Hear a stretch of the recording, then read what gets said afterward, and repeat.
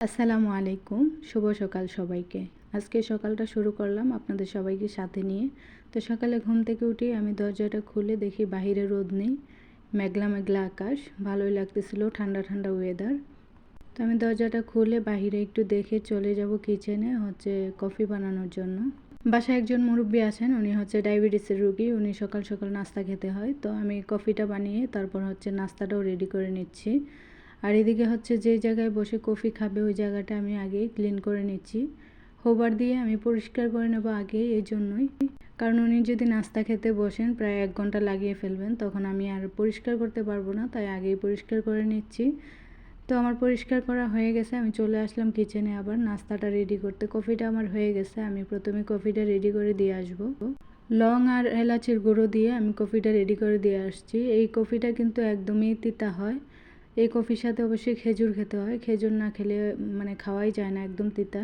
এই কফিটা অনেক দামি এবং ওরা সবসময় এই কফিটা খায়, প্রতিদিন সকাল আর রাত্রে।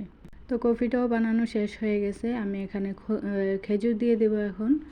2 ধরনের খেজুর আমি দিয়ে দিয়েছি। আর কফিটা রেডি করে দিয়ে এসে আবার নাস্তাটা রেডি করব, চাও বানাবো। তো এখানে আমি সব কিছু রেডি করে দিয়ে আসছি, আর ছোটো প্লেট দিলাম একটা খেজুরের বিচি রাখার জন্য। আর এখন আমি চাটা বানিয়ে নেব, চা বানিয়ে নাস্তাটা বানিয়ে নেব। আমি কিভাবে এই নাস্তাটা বানাই প্রতিদিন আপনাদেরকে দেখাবো। এই একই নাস্তা প্রতিদিনই খাবে। উনি ডায়াবেটিসের রুগী, ওনার সকাল সকাল খেতে হয়, আবার রাতে 10টার দিকে খেয়ে ফেলে, দুপুর 2টা, তিন বেলায় খুব টাইম মেনটেন করে খাওয়া দাওয়া করে উনি। তো আমি এখানে একটু ঘি আর পেঁয়াজ দিয়ে ব্লেন্ড করে নিলাম, চাপটির মতো বানিয়ে নিয়েছি প্রথমে। এভাবে আমি 2বার ব্লেন্ড করে নিয়েছি। তো এই আমার নাস্তাটা বানানো হয়ে গেছে। প্রতিদিন সকালে একই নাস্তা খায়। এটা ডাইট আটা।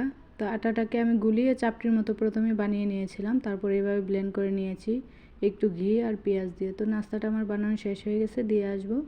তারপর নাস্তা দিয়ে আমার হাতে কিছু কাজ ছিল, করে নিয়ে ফ্রেশ হয়ে আমি চলে আসলাম নাস্তা করতে। তো আমি শুধু 2টা ডিম সিদ্ধ করে নিয়েছি, 2টা ডিমই খাবো। তারপর একজন এসে বসে আছে চুল বেঁধে দেওয়ার জন্য। এক পিচ্চি স্কুলে যাবে, আজকে দেরি করে যাবে, তাই চলে আসছে চুল বেঁধে দেওয়ার জন্য। তো ওকে আমি চুল বেঁধে দিলাম, আর বলতেছি তুমি আমাকে প্রতিদিন হাদিয়া দিতে হবে, আমি তোমার চুল বেঁধে দিই। ও বলতেছে সমস্যা নাই, তুমি কি হাদিয়া চাও আমি দেবো তোমাকে। তারপর আমি বললাম না রে পাগলি, আমি এমনি দুষ্টুমি করছি, সমস্যা নেই, তুমি প্রতিদিন এসো, আমি চুল বেঁধে দেবো। পরে অনেক থ্যাংক ইউ দিয়ে চলে গেছে।